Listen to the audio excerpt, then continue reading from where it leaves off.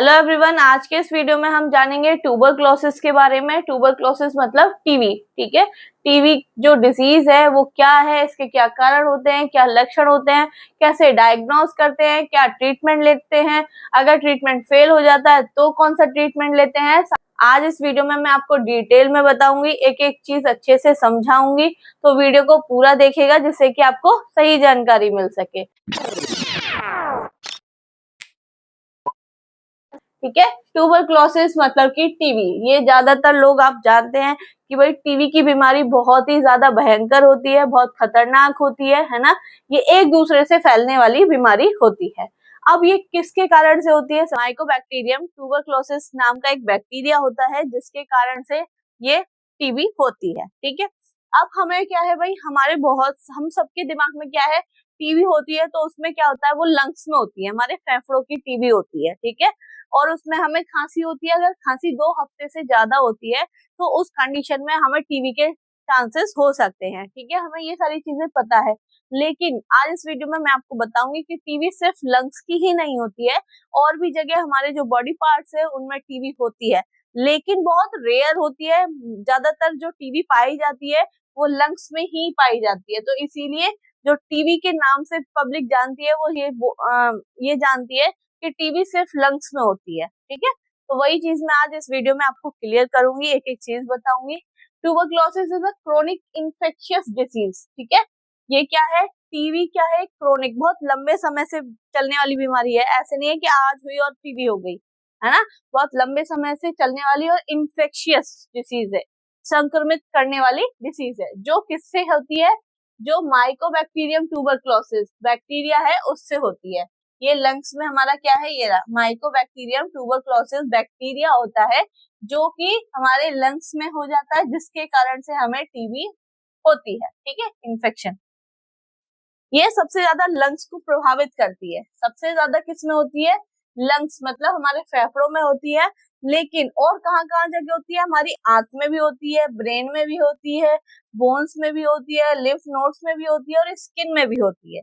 ठीक है, और भी टिश्यूज हैं जिनको ये अफेक्ट करती है, मतलब और भी जगह टीबी हो सकती है, बट बहुत ज्यादा जो होती है वो लंग्स में होती है। ठीक है, किसके कारण से होती है? माइकोबैक्टीरियम ट्यूबरक्लोसिस के कारण से होती है। ये बैक्टीरिया हमारी बॉडी में एंटर कर जाता है, लंग्स में एंटर कर जाता है, जिसके कारण से टीबी हो जाती है। ठीक है, अब इसके और क्या क्या कारण होते हैं वो देख लेते हैं। सबसे पहले है माइकोबैक्टीरियम ट्यूबरक्लोसिस। ठीक है, क्या है? ये बैक्टीरिया है, ठीक है, जो किस में होता है? पल्मोनरी टीबी को कॉज करता है। जो हमारी लंग्स की टीबी होती है उसके कारण से होती है, किसके? माइकोबैक्टीरियम ट्यूबरक्लोसिस से।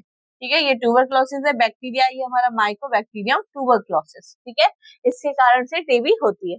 माइकोबैक्टीरियम बोविस बोवाइन टाइप होती है, ये एक्स्ट्रा पल्मोनरी टीबी अगर अलग जगह जो होती है, ठीक है, जैसे इंटेस्टाइन में, स्किन में, ब्रेन में, जो टीबी अगर कहीं और हो जाती है तो उसके लिए बैक्टीरिया कौन सा है? माइकोबैक्टीरियम बोविस करके आता है। ठीक है, वो अगर हमारी बॉडी में एंटर हो जाता है तो लंग्स से अलग जो पार्ट्स है उनमें टीबी होने के चांसेस होते हैं। ठीक है, अब इसके भाई मेन कारण तो यही होता है, पर इसके रिस्क फैक्टर्स भी होते हैं कि इनसे भी होने के चांसेस होते हैं। क्या क्या है?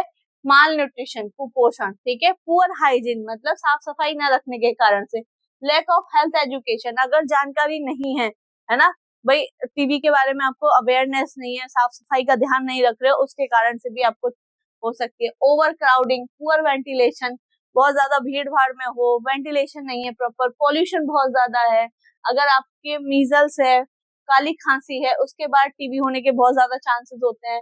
बड़ी फैमिली है, लो लिविंग स्टैंडर्ड है, मतलब सही तरीके से रहन सहन नहीं है, गंदगी में रह रहे हैं, हाइजीन का ध्यान नहीं रख रहे हैं, है ना, और मीजल्स, कुछ बीमारियां ऐसी होती है उसके साथ साथ टीबी हो जाती है। क्यों?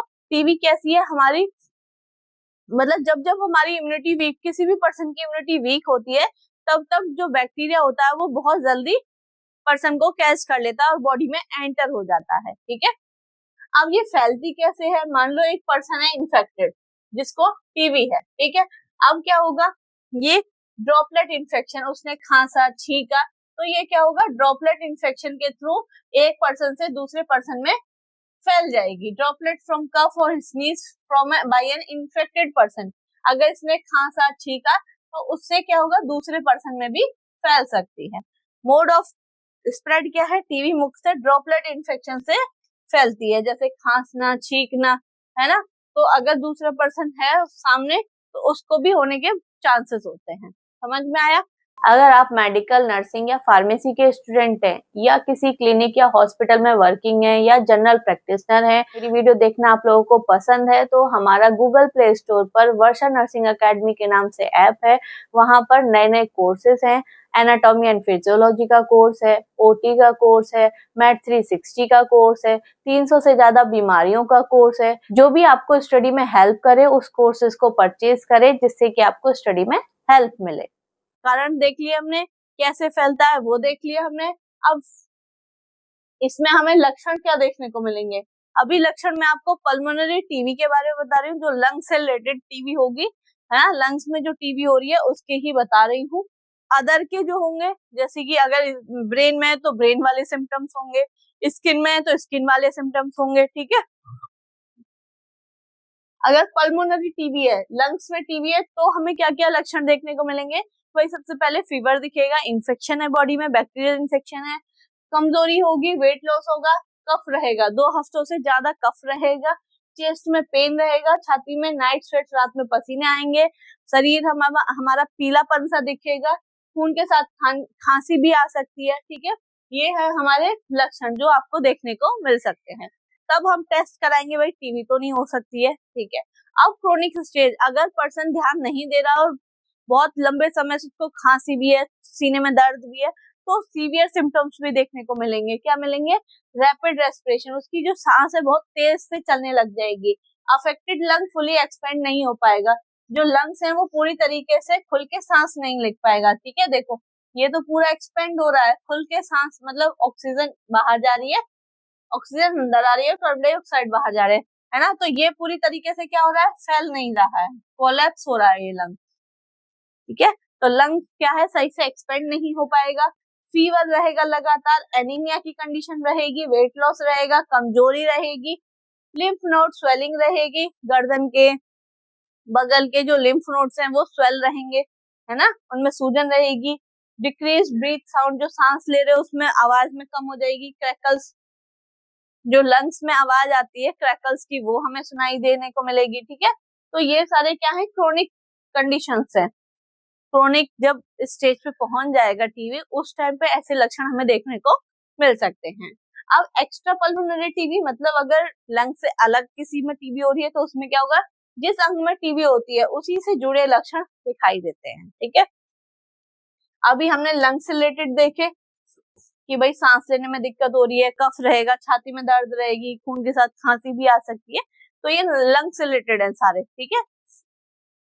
तो ये कंडीशन हमें पता चल गई, इसके लक्षण पता चल गए। अब हमें डायग्नोस कैसे करेंगे, सबसे पहले पर्सन से हिस्ट्री लेंगे कि आपको खांसी कब से है, बुखार कब से है ना, क्या क्या कंडीशन है।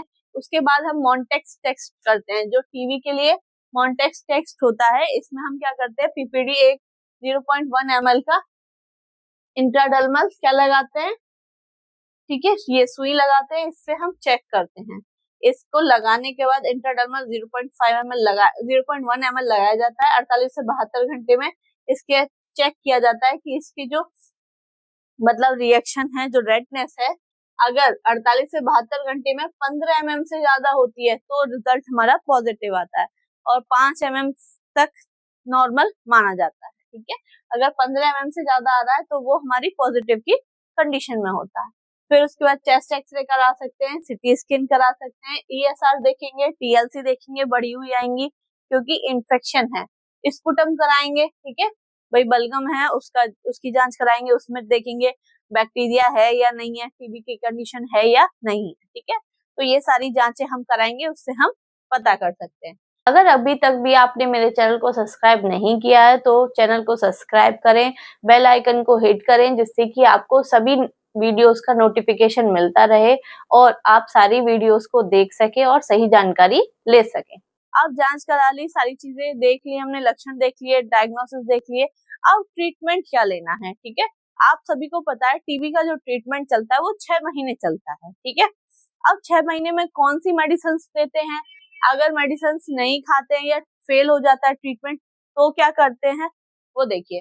सबसे पहले है कैटेगरी 1, अगर कोई न्यू पेशेंट है टीबी का, ठीक है, तो उसमें क्या होती है, दो तरीके से चलती है, एक होती है इंटेंसिव फेज, एक होती है कंटिन्यूअस फेज। इंटेंसिव फेज में क्या होती है, 2 महीने पहले इंटेंसिव फेज की दवा चलती है, फिर कंटिन्यूअस जो 4 महीने की दवा होती है वो चलती है, ठीक है।